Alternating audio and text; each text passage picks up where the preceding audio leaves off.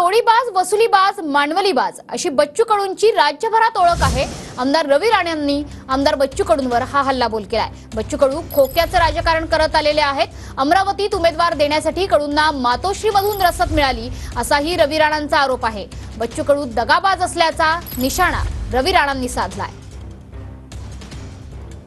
आपल्यासोबत स्वतः आमदार रवी राणा आहेत। बच्चू कडूंवर तुम्ही आरोप करताय तर त्यांनी या ठिकाणी उमेदवार दिला, त्यांना मातोश्रीहून पैसे आले असा तुम्ही गंभीर आरोप करत काय असं आहे की ज्यांचं तुम्ही नाव घेतलेलं आहे ते महाराष्ट्रामध्ये तोडीबाज, वसुलीबाज आणि मांडवलीबाज म्हणून ओळखले जाते।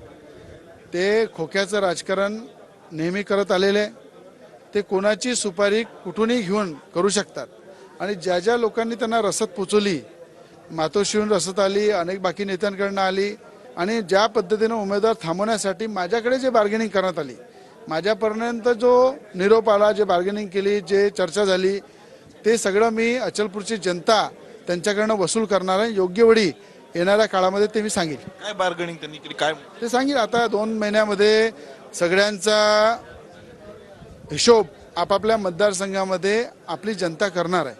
त्यांनी मला दम दिलेला आहे की रवी राणाचा नंबर आहे। मला इथपर्यंत पोहोचवलं जनतेने आणि मला विश्वास आहे जेव्हा जनता मला म्हणेन थांबा तेव्हा मी थांबेल, पण कोणता नेता मला थांबवेल त्या नेत्यामध्ये एवढी ताकद नाही। बच्चू कडू आता महायुतीत राहतील किंवा नाही राहतील असा प्रश्न निर्माण झालेला आहे, कारण वारंवार महाविकास आघाडीमध्ये देखील जातील असा चर्चा किंवा प्रहार स्वतंत्र लढत, अशा वेळेस तुम्ही तुमचा उमेदवार अचलपूर मतदारसंघात देणार का? असं आहे, त्यांच्या मतदारसंघात लोकसभेमध्ये डिपॉझिट जप्त झालेलं आहे। काही बार्गेनिंग करून वसुली करून तोंड चूप करायचं आणि पुन्हा सलेंडर व्हायचं अशी परिस्थिती आहे। पण महायुतीमध्ये या ठिकाणी सगळ्यांना माहीत आहे की हा दगाबाज आहे आणि ज्या ताटामध्ये खाते तिथे छिद्र पाडते हे सगळ्या नेत्यांना, सगळ्या राजकारण्यांना महाराष्ट्रामध्ये माहीत झालेलं आहे। कॅमेरामन विकी चव्हाणसह मी स्वप्नील उमाप, TV9 मराठी, अमरावती।